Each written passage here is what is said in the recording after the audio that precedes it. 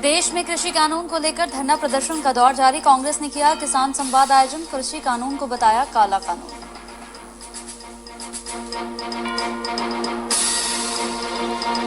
सादुलपुर में ग्रामीणों ने किया विद्युत विभाग के खिलाफ विरोध प्रदर्शन, सड़क जाम कर की नारेबाजी। मौके पर पहुंची पुलिस ने दिया आश्वासन।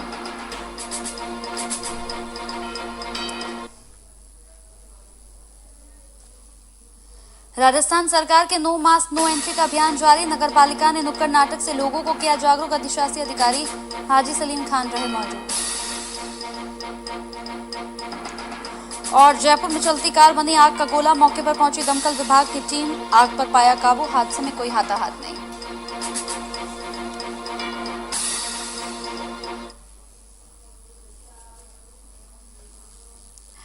नमस्कार, खबर राजस्थान में स्वागत है आपका। आपके साथ हाजिर हूं मैं कंचन। तो केंद्र सरकार की ओर से लगाए गए कृषि कानून को लेकर देश भर में धरना प्रदर्शन का दौर जारी है। आपको बता दें कि कांग्रेस की ओर से आंदोलन को मजबूती देने के लिए किसान संवाद कार्यक्रम का आयोजन किया गया।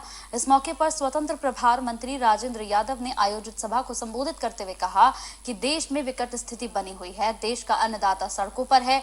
इस मौके पर विधायक ने कृषि बिलों को काला कानून बताते हुए किसान हित में संघर्ष की जरूरत बताई है।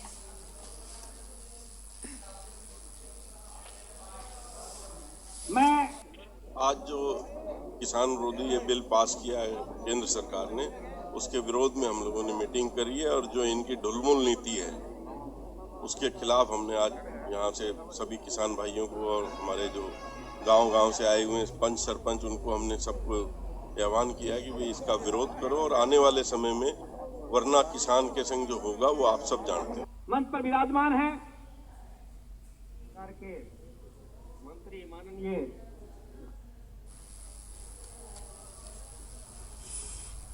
तो पंचायत समिति सांगानेर के ग्राम पंचायत कपूरवाला की महिला सरपंच मंजू शर्मा ने हमारे वीआईपी न्यूज संवाददाता किरण चौहान से खास बातचीत की और अपने तमाम मुद्दों को रखा। आइए आज हम बात करेंगे ग्राम पंचायत कपूरावाला के सरपंच मंजू जी से। पहले तो मैम आपको हमारे चैनल में बहुत बहुत शुभकामनाएं। धन्यवाद मैम, आपने अपने गांव में कौन कौन से विकास करवा दिए हैं अब तक? देखिए, अभी तक तो क्या है, ये 2020 से अंदर एक साल के अंदर तो बिल्कुल काम नहीं हुआ है। क्या कारण रहे कि नहीं हो पाया है विकास? क्योंकि आगे से फंड ही नहीं आ रहा है। अब बिना फंड के भी सरपंच क्या करेगा, क्या पंचायत करेगी, कहाँ से काम करवाएंगे विकास के? फंड नहीं आ रहा, उसके क्या कारण है? उसका कारण तो ये भी क्वारंटाइन चल रहा है, इस वजह से फंड नहीं आ रहा है। यही मुद्दा सामने आ रहा है भी क्वारंटाइन के कारण फंड नहीं आ रहा है। आपके गांव में कौन सी अहम समस्याएं हैं? हमारे गांव में कपरावाला ग्राम पंचायत कपरावाला में सबसे बड़ी पानी की समस्या है। क्योंकि कहीं हम जैसे तैसे पानी का काम चला लेंगे, सबसे बड़ी समस्या पानी की है। सड़क निर्माण है और नालियाँ है, ये सबसे बड़ी समस्या है। सड़क निर्माण तो बिल्कुल ही ख़त्म हो चुका है। बहुत सारे एक्सीडेंट होते हैं और बिना फंड के कार्य करा नहीं सकते। पानी की इतनी असुविधा है कि जैसे तैसे काम चलाते हैं, बोरिंग करवाते हैं तो वो साल 2 साल में फेल हो जाते हैं, पानी खारा हो जाता है। तो सबसे विकट समस्या पानी की है। फंड के लिए सरकार क्या बोल रही है आपको? फंड के लिए अभी तक तो कुछ नहीं बोल रहे, बस हाँ कर रहे यही है। इस महीने में आ जाएगा, इस महीने में फंड नहीं आ रहा है। जैसे कि अभी कोविड-19 की वजह से स्कूल कॉलेजेस बंद हैं, तो उनको लेकर आप क्या कहना चाहेंगे? मैं तो यही कहना चाहूँगी कि भाई जैसे प्राइवेट स्कूल वाले हैं वो फीस मांगते हैं, तो भाई जैसे क्वारंटाइन चल रहा है और इस कारण बहुत सारी परेशानी हुई है।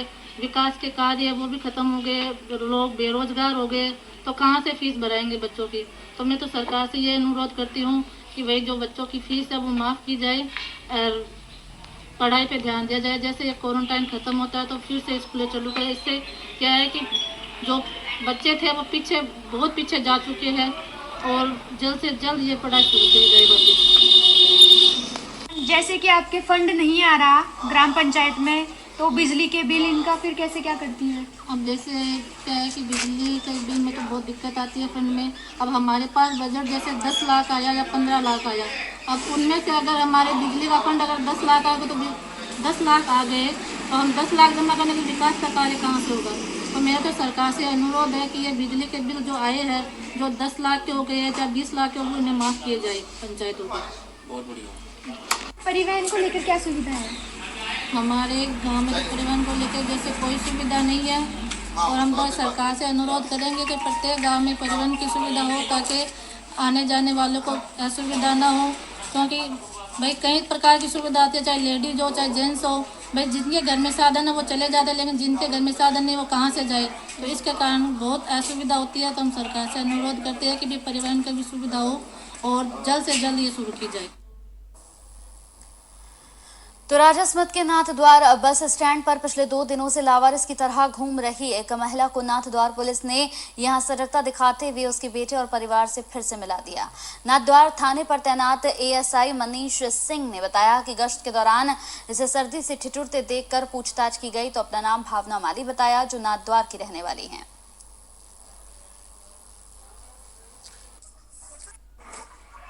ये भावना नाम की लड़की थी जो यात्री पर प्रतीक्षालय के अंदर बस स्टैंड नाथद्वारा बैठी हुई थी।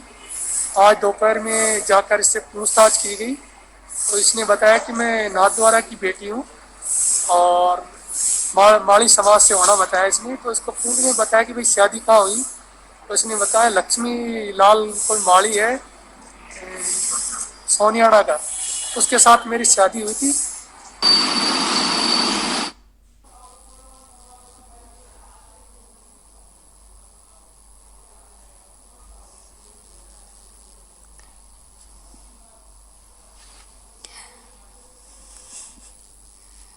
इस पूरी खबर पर ज्यादा जानकारी के साथ संवाददाता हस्तिमल साहू हमारे साथ जुड़ गए हैं। हस्तिमल, क्या कुछ अपडेट है इस पूरी खबर पर? यह महिला आखिर कितने दिनों से इस तरीके से घूम रही थी, क्या कुछ अपडेट है?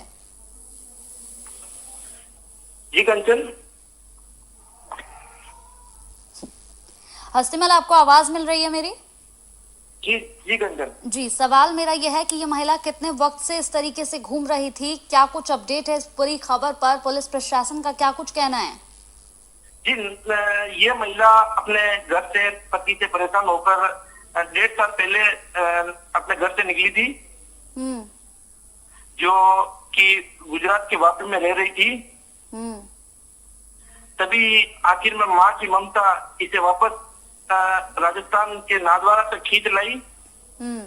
काफी खुश नजर आ रही हैं जो तस्वीरें हम देख रहे हैं। हस्तिमल, टीवी स्क्रीन पर जो तस्वीरें देख रहे हैं उन तस्वीरों में काफी खुश ये महिला नजर आ रही है अपने बच्चों को देखकर। जी, क्योंकि कहा जा सकता है कि एक माँ का दर्द माँ ही समझ सकती है, तो माँ अपने बच्चे को पाने के लिए ये वापस लौट आई और अपने बच्चे को पाकर वापस बहुत खुश नजर आई। चलिए, बहुत बहुत शुक्रिया हस्तिमल जी इस पूरी खबर पर तमाम अपडेट देने के लिए।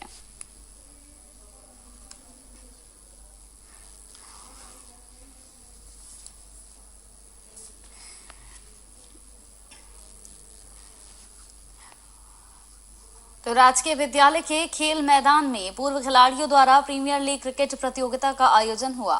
प्रतियोगिता का शुभारंभ पूर्व सरपंच डॉक्टर इश्तियाक अहमद ने किया। इस मौके पर अहमद ने बताया कि खेल को खेल की भावना से खेलें और खेल हमारे जीवन का एक महत्वपूर्ण हिस्सा है।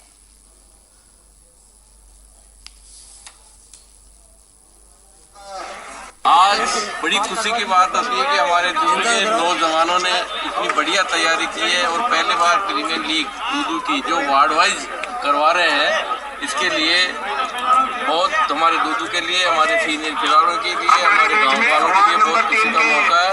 और मैं तो यही इसमें सुझाव देना चाहता हूँ कि 21 वार्डों में जो 25 टीमें आई हैं, तो ग्राम स्तर पर इनमें अच्छे खिलाड़ियों का चयन करके लगभग 20 खिलाड़ियों की एक टीम बनाकर हम सीनियर खिलाड़ी भी उसमें सहयोग देंगे तन मन धन से और हमारे दूधू का नाम रोशन करें।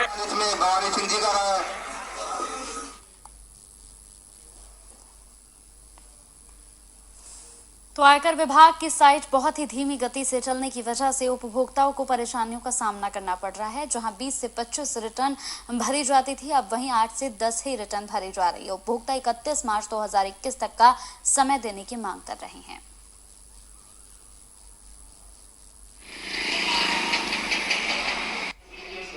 पिछले 5-7 दिन से कंटिन्यू बिल्कुल नहीं चल रही है। रिटर्न्स भरने में बहुत ज़्यादा परेशानी आ रही है और अभी भी साइट बिल्कुल नहीं चल रही है, जो रिटर्न्स फाइल हो नहीं पा रही है। डेली हम लोग 25 से 30 रिटर्न फाइल कर रहे थे, लेकिन अब साइट की वजह से हम लोग डेली की 4 से 5 रिटर्न 7 रिटर्न फाइल हो पा रही है। तो व्यापारियों को बहुत दिक्कत हो रही है, रिटर्न फाइल नहीं हो पा रही इसकी वजह से। और बड़ी मोटी पेनल्टी है जिसके अंदर क्लाइंटों को बहुत ज़्यादा दिक्कत होगी। सरकार को इसके बारे में सोचना है और सोचना पड़ेगा ताकि रिटर्न की डेट एक्सटेंड हो सके और हम टाइम से रिटर्न फाइल कर सकें।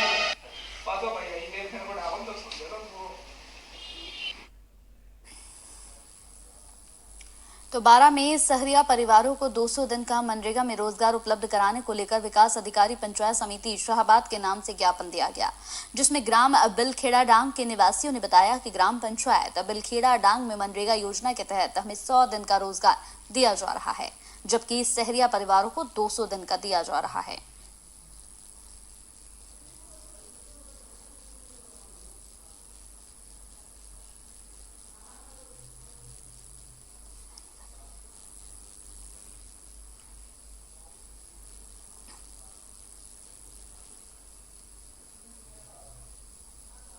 शाहबाद सामुदायिक स्वास्थ्य केंद्र में काम करने वाले अशोक सैनी की दुर्घटना के कारण मौत हो गई थी, जिसको लेकर मृतक के परिवार को भारतीय स्टेट बैंक शाहबाद के द्वारा यहां पर पत्नी को ब्रांच मैनेजर ने 10 लाख रुपए का चेक दिया। इस मौके पर शाखा प्रबंधक रविंद्र कुमार और वीडीएम चंद्रप्रकाश महतो मौजूद रहे।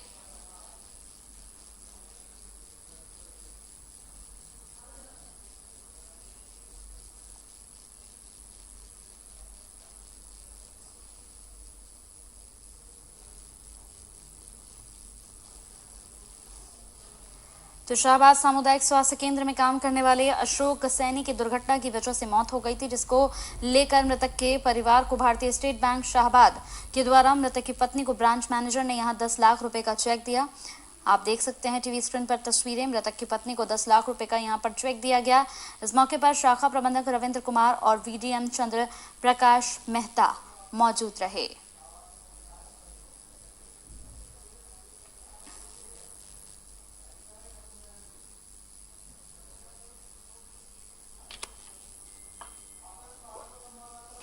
इस पूरी खबर पर ज्यादा जानकारी के साथ संवाददाता आदर्श हमारे साथ जुड़ गए हैं। आदर्श, शाहबाद सामुदायिक स्वास्थ्य केंद्र में काम करने वाले अशोक सैनी की दुर्घटना में मौत हो गई थी, जिसके बाद उनकी पत्नी को 10 लाख का चेक दिया गया भारतीय स्टेट बैंक की तरफ से। क्या कुछ अपडेट है इस पर? जी बिल्कुल बताना चाहूंगा। भारतीय स्टेट बैंक शाहबाद द्वारा मृतक की पत्नी को 10 लाख का चेक सौंपा गया, जिसमें ब्रांच मैनेजर रविंद्र कुमार द्वारा बताया गया कि शाहबाद सामुदायिक स्वास्थ्य केंद्र में कार्यरत अशोक सैनी की दुर्घटना में मृत्यु के पश्चात स्वर्गीय सैनी की पत्नी सुशीला सैनी को SBI लाइफ द्वारा 10 लाख का चेक शाहबाद शाखा प्रबंधक रविंद्र कुमार द्वारा दिया गया है। चलिए, बहुत बहुत शुक्रिया।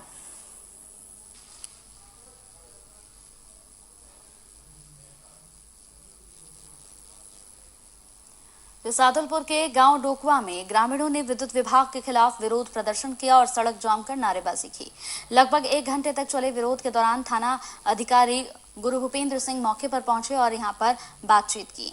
थाना अधिकारी ने ग्रामीणों की समस्याओं को विद्युत विभाग के अधिकारियों से यहां अवगत करवाया और उचित कार्रवाई का आश्वासन भी दिया।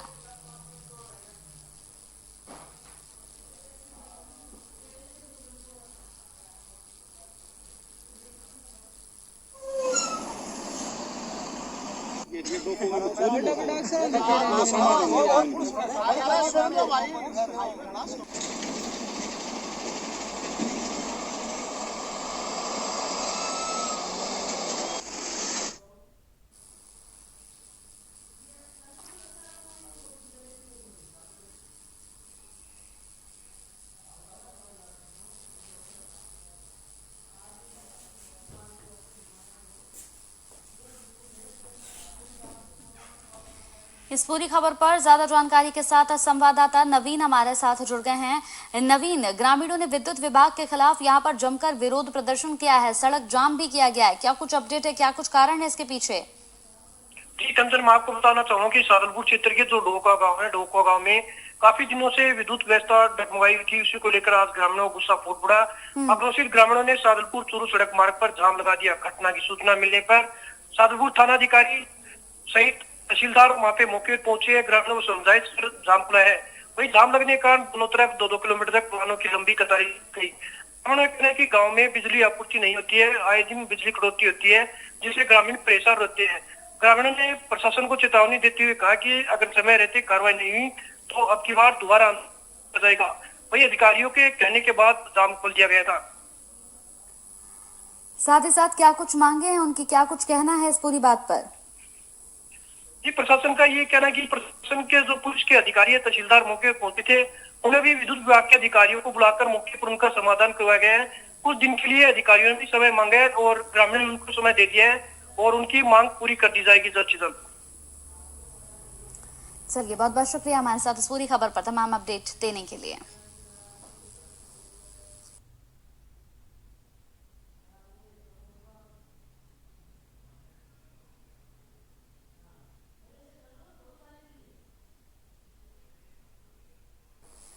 तो जयपुर जिले के चामू में नगर पालिका राजस्थान सरकार ने नो मास्क नो एंट्री अभियान को गंभीरता से ले रही है और लोगों के बीच जाकर मास्क का वितरण भी किया जा रहा है। इस दौरान लोगों को नुक्कड़ नाटक से मनोरंजन के साथ कोरोना के प्रति जागरूक भी किया जा रहा है।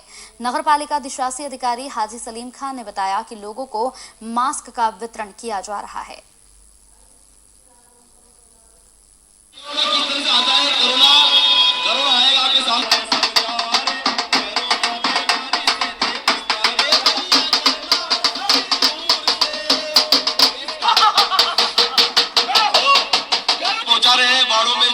क्षेत्रों में, मोहल्लों में, हर जगह हमारा यही संदेश, जो ना रखेगा 2 गज की दूरी उसका होगा समझ। कोरोना किस तरह से आता है, कोरोना आएगा आपके सामने।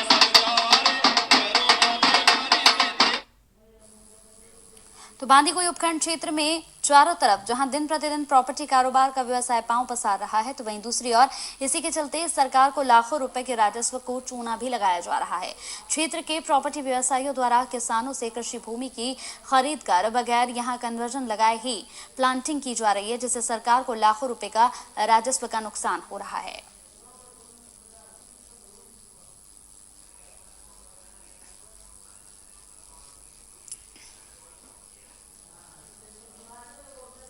इस पूरी खबर पर ज्यादा जानकारी के साथ संवाददाता राजकुमार हमारे साथ जुड़ गए हैं।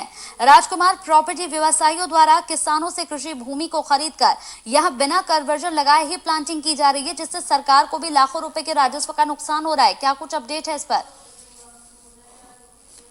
कंचन जी, मैं आपको यहाँ बताना चाहूंगा, जो क्षेत्र है बांदीकुई जो क्षेत्र है, यहाँ पे किसानों की जमीन है, उसको प्रॉपर्टी डीलरों द्वारा खरीदी जाती है सस्ते दामों पर और उसको बगैर कन्वर्जन कराए ही उन पे प्लॉटिंग की जाती है। यहाँ तक कि कॉमर्शियल भूखंड बना करके भी बेचा जा रहा है, जिससे सीधा सीधा जो लाखों रुपए का जो नुकसान है वो राजस्व के रूप में सरकार को यहाँ हो रहा है। कई बार यहाँ ऑब्जेक्शन भी होता है लोगों के द्वारा, संबंधित जो आला अधिकारी है उनको भी इस बारे में शिकायत की जाती है, लेकिन जो आला अधिकारी है वो यहाँ अनदेखी करते हैं, जिसके चलते सरकार को यहाँ लाखों रुपए का चूना लगाया जा रहा है। चलिए, बहुत बहुत शुक्रिया हमारे साथ इस पूरी खबर पर जुड़ने के लिए। तो उपखंड क्षेत्र में बिना कन्वर्जन के ही प्लांटिंग हो रही है, सरकार को करोड़ों रुपए का नुकसान हो रहा है।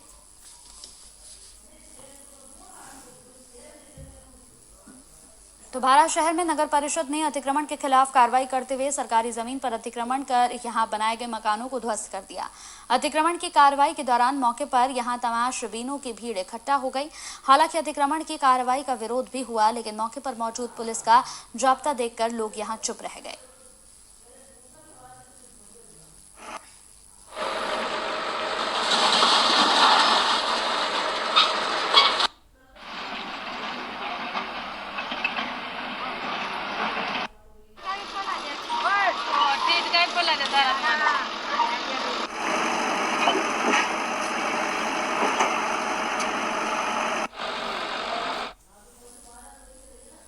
तो सुमेरपुर नगर पालिका के लाखों रुपए के बकाया होने को लेकर सुमेरपुर विद्युत विभाग द्वारा नगर पालिका के कनेक्शन को काट दिया गया है, जिसको लेकर नगर पालिका द्वारा कचरा ट्रैक्टरों के माध्यम से इकट्ठा करके कचरा संग्रहण स्थान पर न डालकर सीधा विद्युत विभाग सहायक अभियंता कार्यालय के बाहर ले जाकर खाली कर दिया गया। देखते ही देखते कुछ ही देर बाद sub station Vivekananda bus stand के समीप विद्युत विभाग GSS के बाहर भी कचरा खाली कर दिया गया।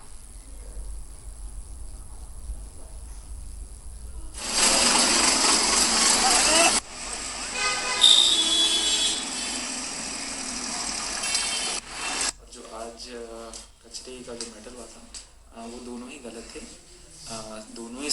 विभाग को भी बुला के मीटिंग दी गई थी और दोनों को इंस्ट्रक्शन दिए गए थे कि इस प्रकार की जो चीज़ उन्होंने करी है दोनों विभाग ने वो भविष्य में ना करें और भविष्य में किसी भी प्रकार की इस जो आज हुआ है इसकी पुनरावृत्ति दोनों ही विभाग द्वारा ना की जाए। विद्युत विभाग का नगर पालिका से बिल बकाया है तकरीबन 12 लाख रुपए। इन्होंने हमें गए महीने बिल भेजा था जिसके अंदर जनता के जो घरेलू उपयोग के बिल थे वो भी हमारे साथ इन्होंने 1,43,000 रुपये के भेज दिए। तो जांच करने के बाद हमें पता पड़ा कि पब्लिक के बिल भी हमारे इससे भरवा रहे हैं। तो इस चक्कर में हमें जांच करने में और इनके अकाउंटेंट को साथ बिठा के जांच करने में समय लग गया। उस दौरान दूसरे महीने का भी बिल आ गया। तो मेरी एएन साहब से वार्ता हुई तो मैंने कहा 31 तारीख को आपका जितना भी बकाया बिल है वो हम पेमेंट कर देंगे। ये कल शाम को 6 बजे की बात है। उसके बाद इन्होंने एडामेंट होकर और नगर पालिका की लाइट काटने के साथ साथ विद्युत विभाग ने पब्लिक स्ट्रीट लाइट भी काट दी, जबकि उसका नगर पालिका से कोई सरोकार नहीं है। वो जनता ही बिल भरती है। नगर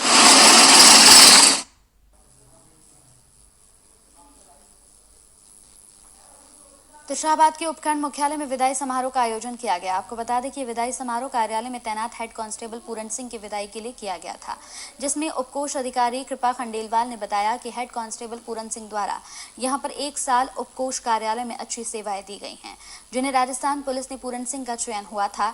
इस अवसर पर शाहबाद उत्कोष कार्यालय से विदाई समारोह आयोजित किया गया, जिसमें तमाम लोगों ने हिस्सा लिया।